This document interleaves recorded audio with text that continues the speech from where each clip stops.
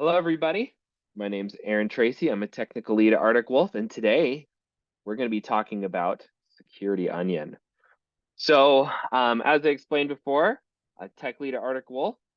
I have a great passion for Security Onion. I've used it for around 8 years, so I know my way around it. Um, I'm very passionate about security overall in general. I love Dance Dance Revolution and Home Labs.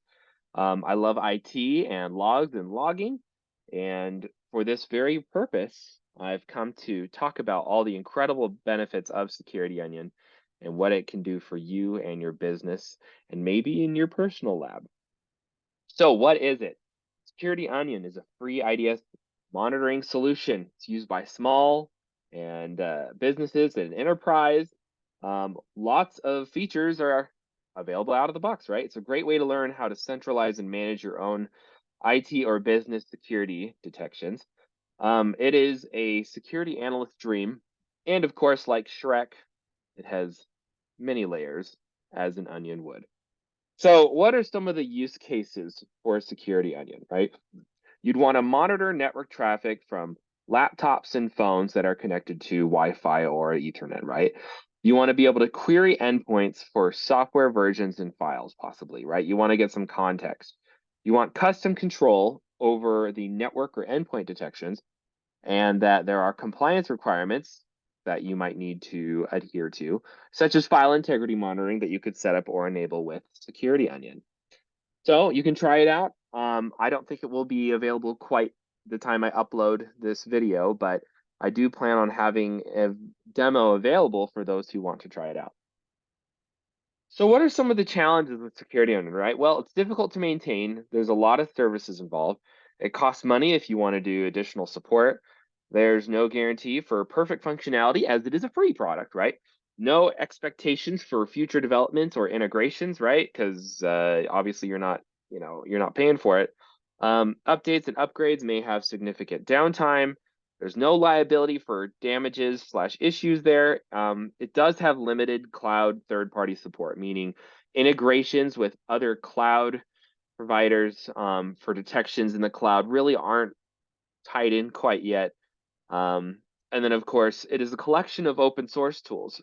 So whatever you're dealing with when it comes to open source tools and what their SLAs are, you are subject to those SLAs, right? So I'll also talk about the license, how you can use it, right? The license grants you a non-exclusive royalty-free worldwide non-sublicensable. Basically, you can use it. You can use it just about anywhere. You can use it to monitor your home network. You can set up Security Onion for clients to use internally, right? You can set up view-only options for clients to use Security Onion. You can even be an MSP to run Security Onion for your customers. But customers are not allowed to access substantial portions of the functionality of Security Onion, which must be maintained by the MSP, right? I will say that is a pretty broad license. You could definitely use or have a business just based on Security Onion alone. Let's talk about the timeline. So in 2009, Doug Burts from Mandiant creates and distributes Security Onion with Squale and Squirt as the primary products. Don't Google that at work. Let's just say the results are not ideal. They had an endpoint detection in 2011 used with WASDA or OSSEC, which is not in there anymore, but that has been moved to Elastic Beats. But still, it's great. 2012 they added log management. In 2014 they had the first Security Onion conference. 2018 they had Security Onion appliances. 2020 they had Security Onion version 2. And 2021, they had response ready appliances, meaning if there was an incident or someone needed to have network monitoring, they could ship it out to the site and perform monitoring right on a case by case basis. In 2022, they had case management like the analyst view with the analyzers and the dashboard and honeypot. So it added a lot more context and visualization from an analyst perspective, right? And then Security Onion 2.4, that's when they added the ability to deploy these on-prem or Azure, AWS, or GCP, right? As well as the Security Onion certification itself. So what technologies are in here? Surcata for network flow monitoring, as many of us are familiar with. Elastic Agent, WinLogBeat, FileBeat, WinEventLog, no more WASA, as I said before. OS query used to query endpoint data. Steno for PCAP import, export analysis. We have Zeek, which was Bro before, which provides metadata about the network traffic, and Strelka, which is also used for file analysis. So this kind of gives like a high level overview, right? We got Oracle Linux is what it's built on. The infrastructure is built on Salt, Docker, Elasticsearch, Redis. You see it here. But the most important thing here is the network and host data. Elastic Agent, OS Query, Stenos, or Kata, Zeek, and Strelka kind of run a lot of what's available. The tools here are alerts, dashboard cases, CyberChef, and we're going to be going over these more in the slides here, but Kibana and Navigator are definitely some great add-ons for Security Onion. Let's talk about the applications that are on here, right? We've got Kibana, which is the SIM, Elastic Fleet, which are for the endpoints, OS Query, which is used to gather, ask questions from the endpoints. You have detection playbooks, cases, which are incidents, as well as an attack navigator. So what are the requirements to run this? Well, you need at least 12 gigs of RAM. 128 gigs would be ideal. 4-core CPU, a minimum of 200 gigs storage for your SSD. Forward node, you need at least 4 to 16 gigs of RAM, 2-core CPU, 100 gigs of storage, right? Kind of like installing a very beefy Linux distro, right? And if you're going to be examining a lot of logs, I definitely recommend something a lot beefier, else you're going to be waiting. No, do not use hard disks. They're just too dang slow for Security Onion. When it comes to architecture, there's a lot of ways you can set up and deploy Security Onion. So we have here the import option, which just imports EVTX files from Windows event logs, PCAPs, and just lets you search through it, on an index, be able to handle it that way. There's the standalone, which does most things all at once, but it is missing some more of the additional context there. The evaluation is good for people who just want to check it out.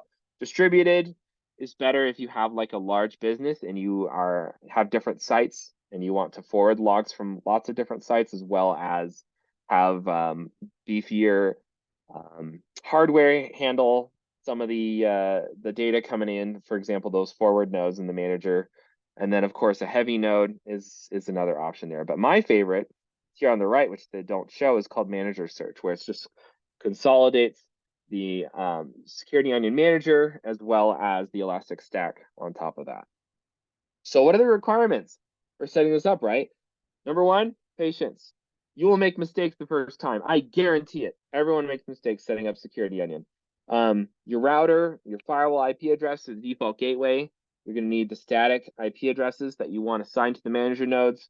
You're going to need to know your network subnets, any DNS servers, sufficient hardware resources, and a switch/virtualization with mirroring capabilities. So let's talk about network mirror, right? In order to monitor network traffic that's going between your switch and your firewall, you're going to need a mirror of some kind. This is the one that I have right here, the Netgear GS305E. I have all 4 ports here, or in this case, 3 ports that are set to mirror out of port 5. Here's a couple examples in ESXi, VirtualBox, and Hyper-V, how you can set this up to monitor network traffic between virtual machines if you want to try it out on a desktop computer or something of the like. So this is how it looks like in my messy lab. So I got the internet coming in. I've got one cable connected to a switch here, and then that switch provides LAN access to my server here at the bottom. And then of course here on the far right, I have my traffic mirror, which mirrors all the traffic across all these other ports here on the switch. So when it comes to installation steps, right, you're first going to install the manager node before anything else. Next, you're going to install any search nodes, which is basically other locations that people can perform searches from. You can set up and install any forwarder nodes, any nodes that are going to ship logging data from, let's say, a different site to your manager node, or set up or install any IDH or honeypot nodes, right? We'll talk more about that in a little bit. So here's an example of me going through the setup. I picked manager search because it seems to be the easiest and most consolidated. So how do you set up and install forwarder node? Well, if you've installed Ubuntu once in your life, or any of Linux distros, it's pretty much the same process, right? Get the ISO, put it on the thumb drive, boot it, and begin the process. Or you can do it in a VM, right? Similar concepts. So once you've set it up, and it's running, you need to configure it 100%, or you're going to be very confused as to why nothing's working. So the first step is you need to configure web browser subnets to access Security Onion. By default, it is not accessible. Next, you're going to have to configure the Elastic Agent subnets. When you deploy agents to the endpoints you want to monitor, what subnets is the data going to be coming from, right? So you have to configure the listeners for those subnets, right? Next, you're going to want to allow the IDH receiver and search and sensor nodes pretty much where they're coming from. You got to turn them on, authenticate them, as well as say what subnets they're going to be coming from. You want to enable some playbook, some Sigma rules, right? You want to see what's going to happen on those endpoints. You want to add your snort point code, your NID subscription to Security Onion. It has an option for ET Pro as well as the Talos standard subscription set. So there's a couple options there. And then you want to enable the reverse DNS lookups. I have it here in a picture here where you can see the host name and IP. If you don't do that, then they won't show up in your dashboards, and you might have to look up what each IP is. If something isn't working, it's probably because it hasn't been enabled or configured here. So it's very important to do that. Next, you're going to want to generate some sample data, right? You want to see what's happening, see if something fires, if it'll show up in your dashboard. So the first one you want to do is generate some network telemetry, right? You're going to go to testmyids.com, for example. From your monitoring network, you can run a OpenVAS or Greenbone scan against devices in your network. Heck, you can use pretty much any network scanner as long as it generates network traffic, and it'll probably flag or show up in your NIDs on Security Onion.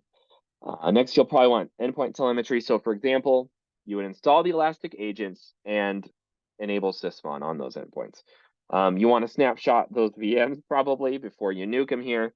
You're going to install or invoke Red Canary's Atomic Red Team. Here's some commands that you would basically run to set it up, install it, and pretty much just say, run all your payloads, make sure I have visibility into these events. So I want to talk about the IDH, which is the intrusion detection honeypot node. Nobody should ever be logging into systems without, notifying you, specifically with an IDH, right? It's very high fidelity. If someone's poking around on your network, they'll find this, right? Basically what it does is it sets up a server that mimics real actual services. It's Open Canary services in this case. If an attacker attempts to scan or authenticate to these services, an alert is automatically generated in the alerts section. Open Canary logs are also generated for further investigation and access logs, right? It helps give you more context. So as I talked about before, Security Onion is locked down by default. Again, if you're having trouble getting logging or access to work and you're wondering what the heck is going on, make sure you make changes here in the grid configuration. It takes 15 to 30 minutes for it to apply after you set it up and click enable. So just anticipate it's going to take time when you do the initial setup. So here's the primary dashboard. As you can see on the left, there has a couple different sections to pick through, and we're going to go through each one of those. So getting started with alerts, this is where all alerts are generated from network or endpoint. Here you can see we have Suricata and playbook events that have been generated, endpoint events, PowerShell events. The network events look like to be possible Kali Linux hostname, right? You're going to see alerts and stuff begin and generate here. They have a lot of dashboards here, right? You can customize dashboards to change visibility and what kind of data you want to see. So that's one of the items on the menu on the left. We also have Hunt. So Hunt basically provides interesting data and about what it's monitoring or seeing. So what you're going to need to do here, at the very least, is filter down and look for interesting things. So what's the least occurring event, right? What is the most frequently occurring event? What is happening on these endpoints, right? What kind of PowerShell executables or what's going on, right? Provide context here. So that's what you're able to do here on the right. For example, event.data.process command line. You can look at command line events to see if anything seems a little fishy. Cases. So cases is pretty much the analyst view where you would go through the alerts queue. Let's say I was an analyst going through the alerts queue and I escalate something into a case. And you can put multiple things into cases, right? And you can add them together and correlate them. But this is basically the view where you can assign it to an individual as well as pivot from here and triage the event further as an analyst would. PCAP is just basically you can import you can create a PCAP. You can just specify the sensor ID, the time frame, source port, destination, export a PCAP so you can import it into a different tool like Wireshark if you want to dig into it more than what's available in the Elastic Stack. So grid here is an option to show your security onion node as well as the other nodes in your cluster. So you can just kind of drill down and see which services are running and see if there's any issues and if you need to restart anything. Next here is we have the Elastic Agent installers. So this is what you want to install on your endpoints to get this level of visibility, right? We have options for Windows, Linux, and Mac, and all of them are configurable with Elastic Fleet, which I'll be talking about here soon. So again, as I talked about in the administration section, you have a lot of options to manage the various services that are offered by Security Onion. This is where you would do it here on the configuration page. So Kibana is one of the best parts of this, be able to just freeform search and look through your data using, I think they call it Onion query language or something of the like, and it just makes it easier to look through your data. There's a lot of other ways to query. You can do very simple queries or complex queries, but it's pretty great. So next we have Elastic Fleet. So when it comes to agent policies, you can say, I want these specific groups of endpoints, like, group policy. You can say, I want workstations to have this level of monitoring. I want servers to have this level of monitoring, right? I want our devs to have this level of monitoring. You can configure agent policies to monitor for specific types of traffic or specific types of events, right? So by default, I'd start off with the endpoints initial one, which I think I'll show here in the next slide. Yep, here it is. So these are the various integrations that come by default with the endpoints initial. You got Elastic Defend endpoints, OS Query endpoints, Windows monitoring, basically kind of the built-in integrations that really help tie in the endpoint monitoring. So let's dig into the Windows integration. Let's say I want to set this up. I can collect events from the Windows event log channels. I can collect app logger if I wanted, forwarded, PowerShell operations, application security system, right? The same groups that by default you'd want to be collecting from endpoints on Windows. And you can configure it really all you want, however you want to do it to collect endpoints from logs from Windows. Next we have here's the Mac and Linux logging. So if you set up that one as well, I think system endpoints is the name of this integration, but you can collect logs from varlog secure, varlog auth, right? Kind of the standard basic logs you would expect to get from Mac and Linux and Unix endpoints, right?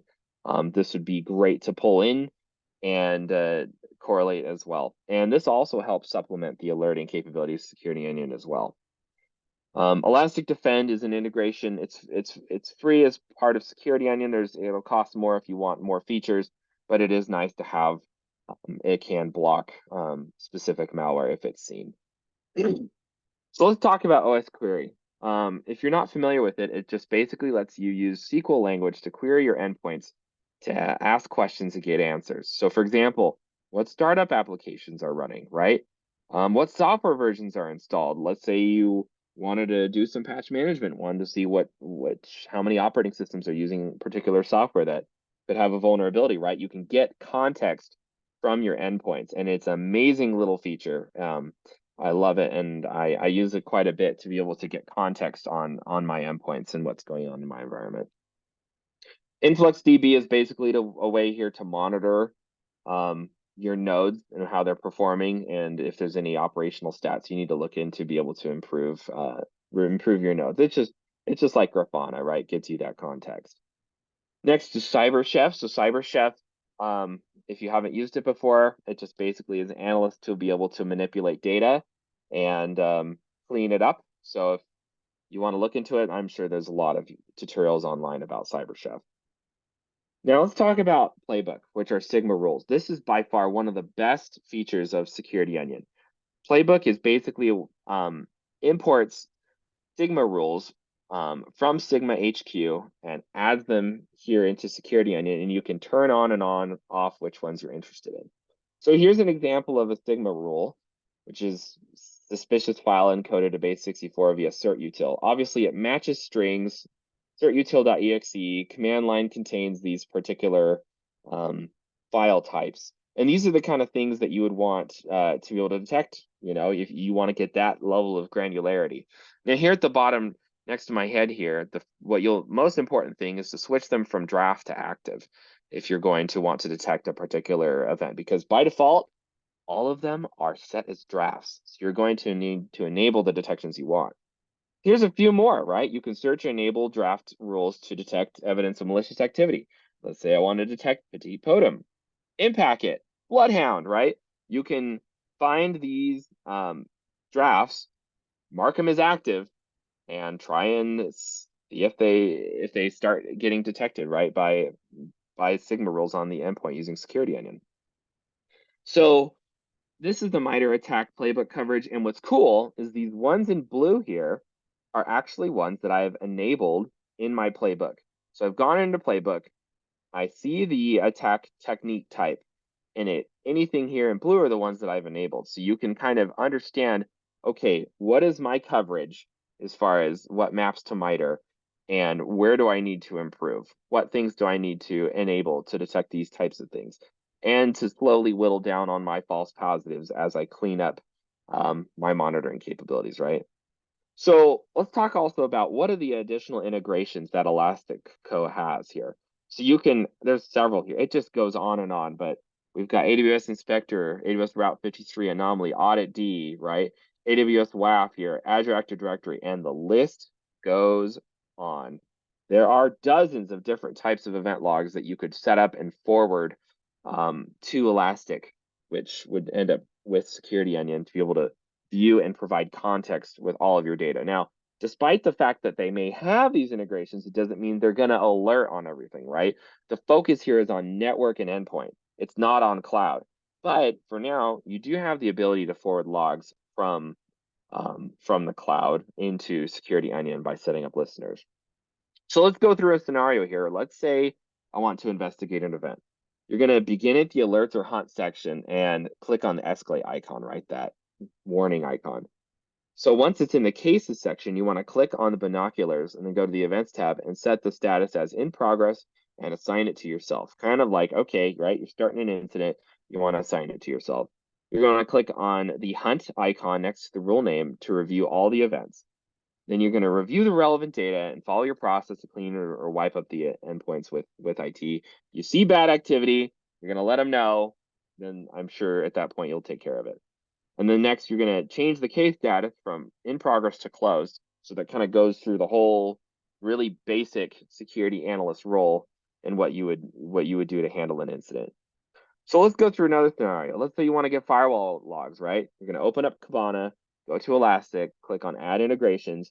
You're going to search for the firewall vendor you'll want to forward from, right? Cisco, pfSense, OpenSense, whatever it might be, and add that integration. So when you add the integration, it turns on the listener, right? It listens for those logs on that port.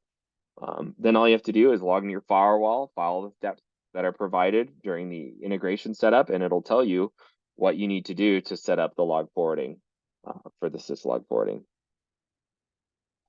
Here's another scenario. Let's say you want to, again, configure your MITRE ATT&CK coverage.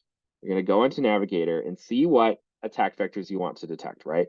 The ones that are not blue. You're going to search the attack types in Playbook for the available Sigma rules that you want to enable. You're going to change it from draft to active. And then on a test endpoint, you could run Open Canaries invoke atomic test, right? And run that attack type. In this example, T1543, and you're going to do interactive, right? So, and you'll check the alerts tab to see if the event was generated based on that attack type.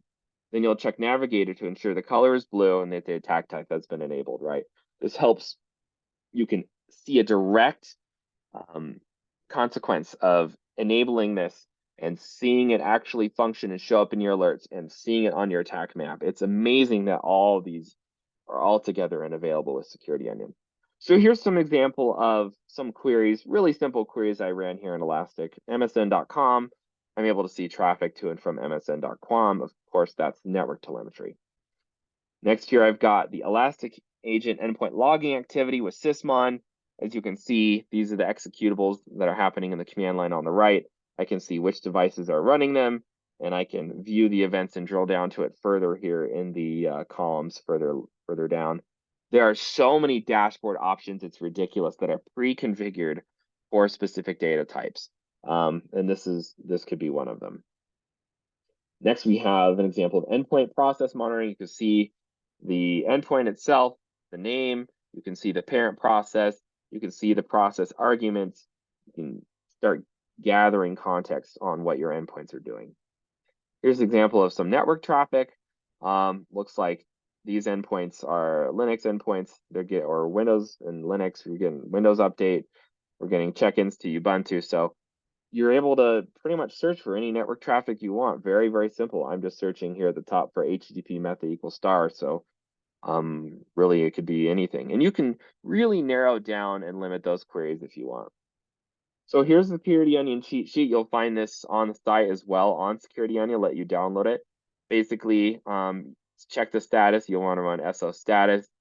You can add users. You can update your rules. You can configure the firewall rules and everything from the command line. There's a couple other things here if you're curious on how to dig into the data more, or maybe pull executables from off your manager and onto disk, or if you want to export things. So it has a couple options here with the cheat sheet.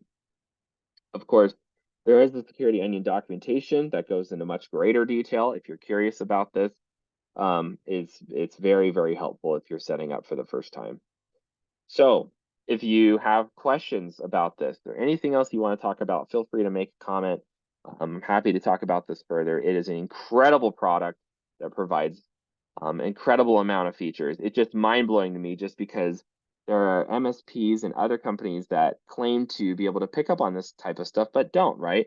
This is a free product that you can set up and configure alongside your MSP or whatever other security provider you have. And it's mind-blowing that you can really drill and dig in onto how to detect different types of events and potentially create your own. So that's all I had to really share on this topic, and we'll leave it at that.